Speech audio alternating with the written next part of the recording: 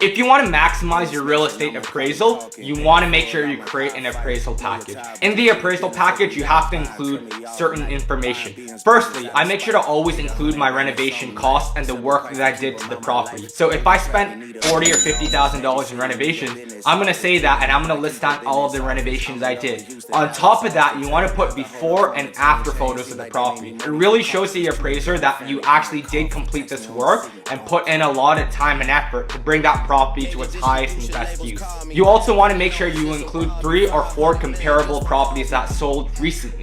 And I like to cherry pick some of the higher comps that sold because this gives you a better chance of getting a higher appraisal when your house is compared to higher sold data.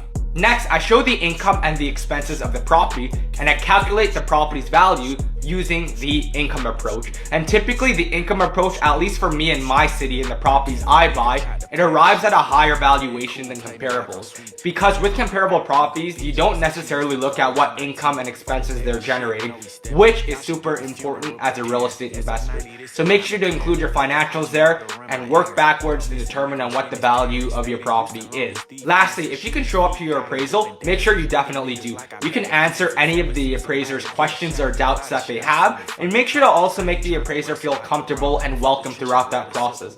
These are the tips that I use to maximize my appraisal.